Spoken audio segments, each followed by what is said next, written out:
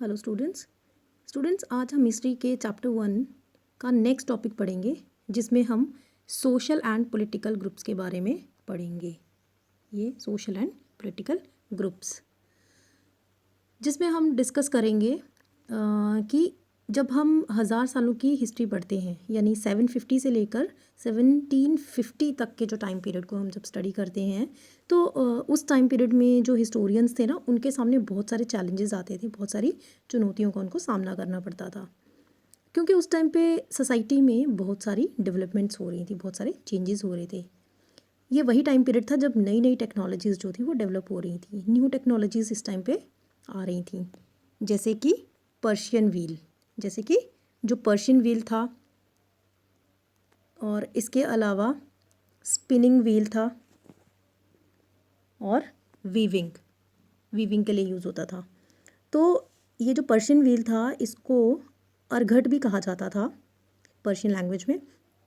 Persian wheel का इस्तेमाल जो था इसका यूज़ इरिगेशन यानी खेतों में पानी लगाने के लिए किया जाता था और इसके अलावा स्पिनिंग व्हील का इस्तेमाल वीविंग यानी बुनाई का काम करने के लिए किया जाता था। फॉर एग्ज़ाम्पल आप सबको चरखे का यूज़ तो पता ही होगा कि जिससे कपड़ा बुना जाता है, कपड़ा बनाने के काम में आता है। और एक और डेवलपमेंट हुई थी उस टाइम पे, वो थी फायर आर्म्स की। फायर आर्म्स जिसका मतलब होता है गोला बारूद, जो कि खास करके युद्ध में या फिर वॉर्स में यूज़ किया जाता था। इसके अलावा स्टूडेंट्स कुछ नए फूड्स या बेवरेजेस भी आई थी, जैसे कि चाय और कॉफ़ी। बेवरेज का मतलब होता है जो हम लोग पीने के यूज़ में लाते हैं, जैसे कि चाय या कॉफ़ी, पेय पदार्थ जिसको हम कहते हैं ना, वो भी इंडिया में इंट्रोड्यूस हुए थे नए नए अभी। और इसके अलावा कुछ फूड आइटम्स थे जैसे कि पोटैटोज़ हो गए, कॉर्न यानी मकई, चिलीज़ वगैरह यानी जो मिर्च होती थी वो, यानी ये इंडिया में नहीं थी पहले, ये बाद में आई थी। ये सारी चीज़ें ही न्यूली इंट्रोड्यूस हुई थी इंडियन सब कॉन्टिनेंट में, और ये सब चीज़ें पहले इंडिया में नहीं होती थी, इन्हें दूसरी कंट्री से लाया जाता था।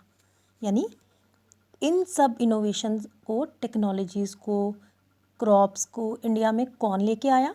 इन सबको लेकर आए बाहरी देशों के कुछ लोग जो अपने साथ कुछ आइडियाज़ भी लेकर आए थे। और इन सब चीज़ों के आने से हमारी इंडियन सोसाइटी में बहुत सारे चेंजेस और बदलाव आए, जैसे कि इकोनॉमिक का मतलब होता है पैसे से रिलेटेड। और कुछ पॉलिटिकल चेंजेस भी आए, जैसे इंडिया की जो गवर्नमेंट थी उस टाइम पे, या जो राजनीति थी उसमें कौन कौन से चेंजेस आए। सोशल चेंजेस आए। सोशल मीन्स जो हमारे समाज में या सोसाइटी में चेंजेस हुए उसके बारे में हम बात कर रहे हैं। तो ये सारे चेंजेस आए, और साथ में हमारे कल्चर में यानी रीति रिवाजों में भी बहुत सारे चेंजेस आए। ये चेंजेस क्यों आए? क्योंकि कुछ जो बाहर से लोग आए थे उनके साथ उनका कल्चर भी आया था, उनके बहुत सारे रीति रिवाज आए थे, उनके जो आइडियाज़ थे वो आए थे। तो ये सारी चीज़ें जो थी उनकी वजह से इंडिया में ये सारी चीज़ें चेंज हो गई। इंडिया का जो एक पॉलिटिकल सिस्टम था या फिर सोसाइटी थी उसमें बहुत सारे चेंजेस आए। ये जो पीरियड था इस टाइम पे बहुत सारे लोग जो थे इंडिया में आने लगे, क्योंकि इंडिया उस टाइम पे बड़ा ही वेल्दी देश माना जाता था, अमीर देश माना जाता था। इंडिया के पास बहुत सारा पैसा हुआ करता था, इसलिए बड़ी दूर से लोग जो थे यात्रा करके इंडिया में आते थे, और न्यू जॉब्स के लिए, न्यू अपॉर्चुनिटीज़ के लिए वो इंडिया में आते थे। ऐसा माना जाता था कि जो इंडियन सब कॉन्टिनेंट था उसमें बहुत ज़्यादा वेल्थ यानी पैसा होता था, तो ये सारे लोग भी अपनी किस्मत बदलने के मकसद से इंडिया में आते थे। इसी टाइम पीरियड में यानी 750 से लेकर 1750 तक के टाइम पीरियड में कुछ लोगों का ग्रुप जो इंडिया में इमर्ज हुआ, जिन्होंने अपने आप को राजपूत्स कहना शुरू कर दिया। जो अपने आप को राजपूत्स कहते थे वो बड़े ही पावरफुल होते थे और शक्तिशाली होते थे। ये राजपूत वर्ड कहाँ से आया? ये आया है राजपुत्र वर्ड से, यानी जिसका मतलब होता है राजा का पुत्र या राजा का बेटा। पहले राजपूत सिर्फ रूलिंग क्लास को ही कहते थे, लेकिन 8th से लेकर 14th सेंचुरी तक का जो टाइम पीरियड था उसमें राजपूत टर्म जो थी वो वेरियर क्लासेस यानी जो योद्धा होते थे यानी युद्ध लड़ते थे उनके लिए यूज़ होती थी। अपने आप को क्षत्रिय कास्ट का भी ये मानते थे। ऐसा नहीं था कि राजपूत सिर्फ राजा के बेटे को ही कहते थे, बल्कि इसके अलावा जो सिपाही होते थे, जो सोल्जर्स होते थे और आर्मी के जो कमांडर्स होते थे ना, वो भी खुद को राजपूत कहते थे, चाहे वो किसी भी मोनार्क या राजा के अंडर होते थे, उन सभी को ही राजपूत कहा जाता था।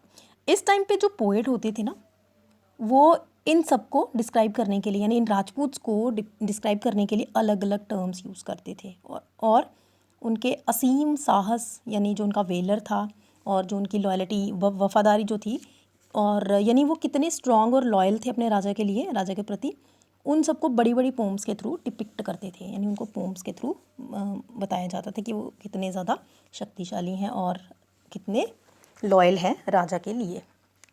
और इसी टाइम पे मराठास, सिख, जाट्स, अहोम्स, क्षत्रिय आदि जो कास्ट थी वो भी काफ़ी स्ट्रॉन्ग और पॉपुलर हो चुकी थी। ये कास्ट भी आ चुकी थी अब।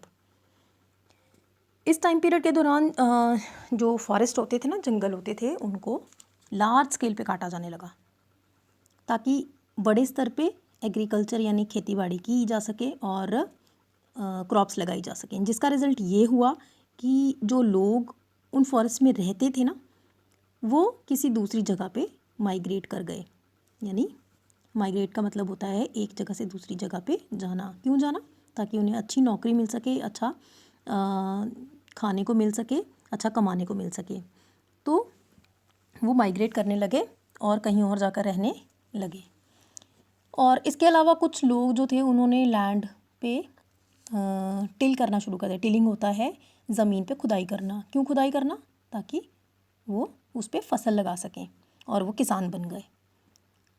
जिनके हिस्से में ज़्यादा लैंड होता था वो वेल्दी यानी अमीर किसान बन जाते थे, उनके पास बहुत सारा पैसा होता था। और इसके अलावा कुछ लोकल मार्केट्स भी बन गए। और उसके साथ ही चीफटेन्स यानी जो किसी ट्राइब के लीडर होते थे। चीफटेन होता है किसी ट्राइब का लीडर, किसी आदिवासी जाति का लीडर। तो उनका भी इन्फ्लुएंस जो था, उनका भी जो प्रभाव था वो बढ़ने लगा। इसके अलावा मंदिरों में जो पुजारी थे वो भी काफ़ी पॉपुलर हो गए इस टाइम पे। इसके साथ ही जो मोनास्ट्रीज़ होती थी या फिर जो टेम्पल्स होते थे, उनका भी जो इन्फ्लुएंस था, प्रभाव था, वो शुरू होने लग गया, बढ़ने लग गया। ये सभी लोग बहुत बड़ी सोसाइटी का हिस्सा बन गए और इन सबको टैक्स देना पड़ता था। वहाँ के लोकल रूलर्स को, वहाँ के लोकल जो राजा थे, उनको टैक्स देना पड़ता था। इसका रिज़ल्ट ये हुआ कि सोसाइटी में कुछ इकोनॉमिक और सोशल डिफरेंसेस आ गए, और ज़्यादातर डिफरेंसेस जो थे वो किसानों में आए। क्योंकि जो किसान थे, वो कुछ किसान जो थे उनके पास ज़्यादा ज़मीन होती थी, ज़्यादा पैसा होता था, तो कुछ के पास कम होता था। कुछ लोगों के पास बहुत ज़्यादा कैटल यानी गाय भैंसे वगैरह जो रखते हैं ना, उनको कैटल कहा जाता है, तो वो ज़्यादा होती थी। और साथ में वो कुछ आर्टिसनल यानी शिल्पकार वाले काम जो थे वो करते थे, शिल्पी होते थे, और साथ में खेती बाड़ी के काम भी करने लग पड़े। जैसे जैसे सोसाइटी में इतने डिफरेंसेस आने लगे तो लोगों ने अपनी जाति और सब कास्ट बनाना शुरू कर दिया।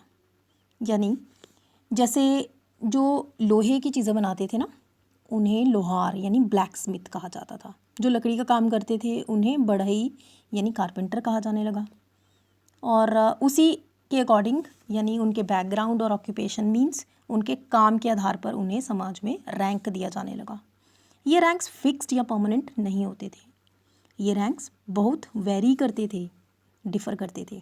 उनकी जो पावर थी ना, उनका इन्फ्लुएंस था या रिसोर्सेज के हिसाब से ही उसको डिवाइड किया जाता था। कहने का मतलब ये है कि कुछ जातियाँ बड़ी पावरफुल होती थी, उनका प्रभाव बहुत ज़्यादा होता था, उनका इन्फ्लुएंस बहुत ज़्यादा होता था, उनके पास रिसोर्सेज यानी लैंड कैटल वगैरह ज़्यादा होते थे। एक ही जाति का स्टेटस यानी रैंक इसी तरीके से डिफरेंट होता था। जाति अपने खुद के ही रूल्स बनाती थी, जो जातियाँ होती थी वो अपने खुद के रूल्स और रेगुलेशंस बनाती थी, जो कि उस पर्टिकुलर जाति के मेंबर्स को या लोगों को फॉलो करने होते थे। जैसे हमारी गवर्नमेंट है, गवर्नमेंट रूल्स बनाती है तो लोगों को क्या करना होता है, उसे फॉलो करना होता है। वैसे ही ये सारे रूल्स जो थे, रेगुलेशंस जो थे, जाति के एल्डर्स वगैरह जो होते थे ना, बुज़ुर्ग, वो बनाते थे। ये लोग बनाया करते थे। और इन एल्डर्स की जो पंचायत होती थी ना, कुछ रीजन्स में इस पंचायत को जाति पंचायत कहा जाता था, क्योंकि वो जातियों से रिलेटेड थे ना, इसीलिए। तो जाति से सभी मेंबर्स को इन रूल्स को फॉलो करना पड़ता था। जाति के जो जितने भी मेंबर्स होते थे ना, उन सबको ही इन रूल्स रेगुलेशंस को फॉलो करना पड़ता था। और जो कुछ विलेजेस थे उन पर लोकल चीफ्टेन्स या ट्राइबल चीफ्स का रूल होता था, यानी वहाँ का जो लोकल रूलर होता था ना, या चीफ्टेन होता था, उसका ही रूल होता था। और ये सब मिलकर पूरे स्टेट का एक छोटा सा यूनिट या हिस्सा बनाते थे, या फिर हिस्सा होते थे। तो स्टूडेंट्स, आज के लिए हम इस वीडियो में इतना ही पढ़ेंगे। अपना नेक्स्ट टॉपिक हम नेक्स्ट वीडियो में कवर करेंगे।